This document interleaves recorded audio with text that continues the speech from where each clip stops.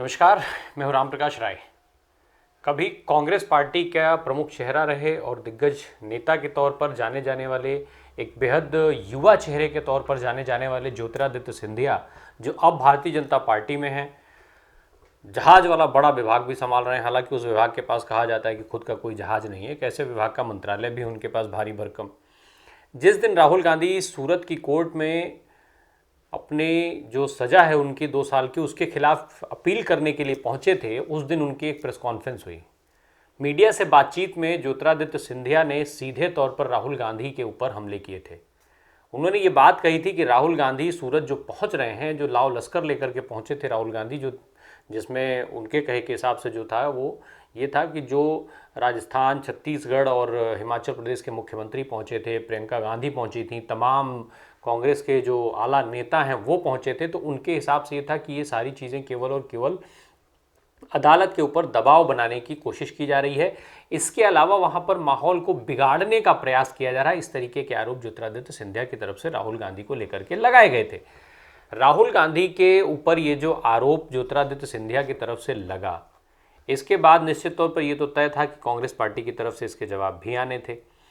इसका जवाब देते हुए मोर्चा संभाला उनके मीडिया के चेहरे जयराम रमेश ने। जयराम रमेश ने ज्योतिरादित्य सिंधिया और गुलाम नबी आज़ाद दोनों के ऊपर साझा हमला किया, और ये जो हमला था वो हुआ ट्विटर पे। जयराम रमेश का ट्वीट आता है जिसमें लिखा जाता है ज्योतिरादित्य सिंधिया और गुलाम नबी आज़ाद के बारे में, जिसमें अपने ट्वीट में जयराम रमेश ने लिखा कि गुलाम नबी आज़ाद और ज्योतिरादित्य सिंधिया दोनों ही कांग्रेस सिस्टम और पार्टी नेतृत्व के बड़े लाभ भोगी रहे हैं, लेकिन अब हर गुजरते दिन के साथ वे प्रमाण देते हैं कि इस उदारता के वे योग्य नहीं थे। वे अपना असली चरित्र दिखा रहे हैं जिसे उन्होंने इतने लंबे समय तक छुपाकर रखा था। इस तरीके से जयराम रमेश ने गुलाम नबी आज़ाद और ज्योतिरादित्य सिंधिया को जो है वो उनके ऊपर सवाल खड़े किए, जो कांग्रेस पार्टी ने अब तक उनको दिया था वो उसके योग्य नहीं थे। जिसके जवाब में फिर ज्योतिरादित्य सिंधिया की तरफ से बयान आता है। उन्होंने भी उसका ट्वीट पर जवाब दिया। उन्होंने लिखा कि मुंह में राम बगल में छुरी, आपको ऐसे वक्तव्य साफ दर्शाते हैं कि कितनी मर्यादा जो है वो कांग्रेस के अंदर बची है, कितनी विचारधारा बची है। वैसे भी आप केवल स्वयं के प्रति समर्पित हैं, इसी से आपकी राजनीति जीवित है। मैं और मेरा परिवार हमेशा जनता के प्रति जवाबदेह रहे हैं। तो ये उनका जवाब आता है। इस जवाब के बाद फिर से जयराम रमेश का ट्वीट आता है। जयराम रमेश अपने ट्वीट के माध्यम से ज्योतिरादित्य को एक बार फिर टारगेट करते हैं। ये ट्वीट्स आपके स्क्रीन पे लगातार दिख भी रहे हैं।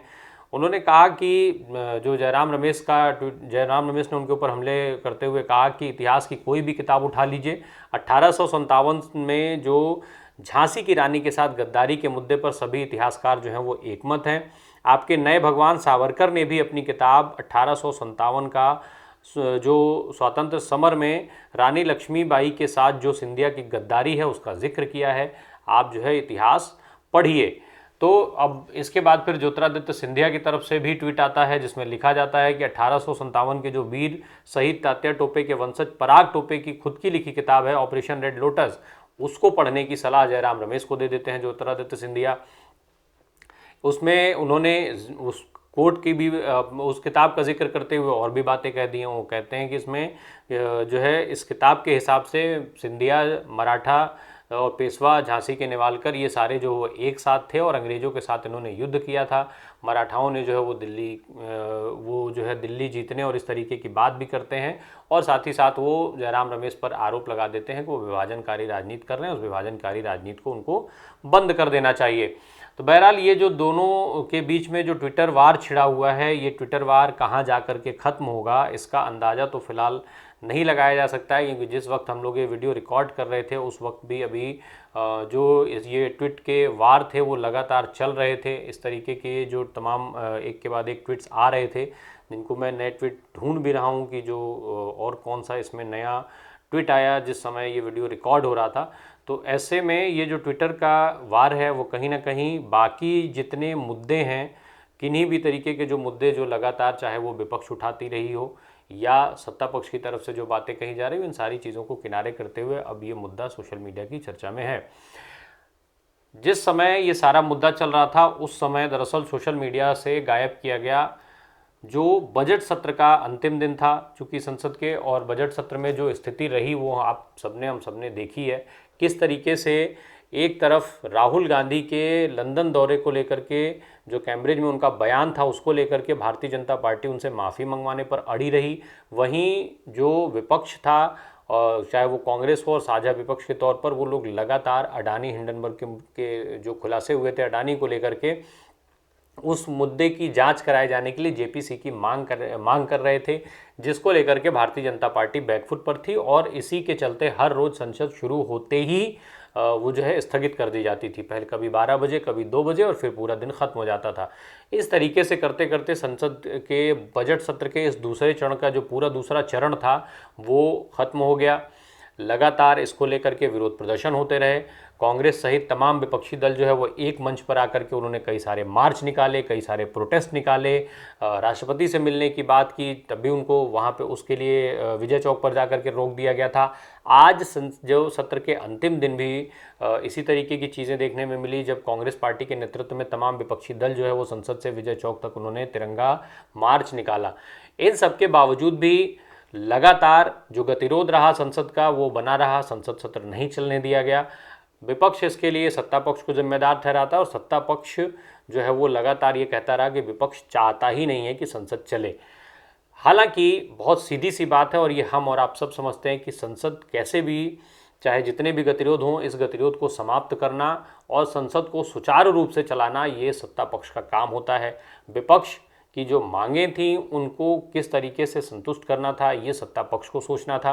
पर कुल मिलाकर के इस जो सत्र नहीं चल पाया, इससे नुकसान किसी भी नेता का नहीं है बल्कि सीधे सीधे जनता से जुड़ा हुआ नुकसान है। क्योंकि ये जितनी भी कार्रवाई का आयोजन होता है ये सीधा जनता का पैसा खर्च होता है। जनता के पैसे का किस तरीके से मजाक बनता है ये बजट सत्र के इस दूसरे चरण से स्पष्ट तौर पर जनता को देखना और समझना चाहिए। मैं किसी एक दल की बात नहीं करता, दल चाहे जो भी रहा हो, पक्ष हो विपक्ष हो, पर संसद सुचारू रूप से चलनी चाहिए थी, एक सार्थक बहस होनी चाहिए थी, एक उसके कुछ परिणाम निकलने चाहिए थे, बात मुद्दों की होनी चाहिए थी, हमारी और आपकी होनी चाहिए थी, रोजगार की होनी चाहिए थी, महंगाई की होनी चाहिए थी, शिक्षा की होनी चाहिए थी, स्वास्थ्य की होनी चाहिए थी। पर इन सारे सबसे दूर सत्ता पक्ष एक और एक मांग करता रहा कि राहुल गांधी माफ़ी मांगे। राहुल गांधी को बिना माफ़ी मांगे संसद सत्र नहीं चलने दिया जाएगा। वहीं राहुल गांधी ये चाहते थे कि वो संसद में बोलें। इन सब सारी चीज़ों के बीच में राहुल गांधी की संसद सदस्यता चली जाती है और इसके बावजूद भी संसद जो है वो नहीं चल पाती है। तो ऐसे में इसका जिम्मेदार कौन है ये हमको और आपको सोचना होगा। फिलहाल हम जिस बात को लेकर के वीडियो की शुरुआत में आए थे वो एक दूसरे पर आरोप प्रत्यारोप जो है वो लगातार चल रहा है। अब इसमें देखना होगा कि ये आरोप, ये जो ट्विटर का वार है वो कहाँ जा कर के थमता है। धन्यवाद।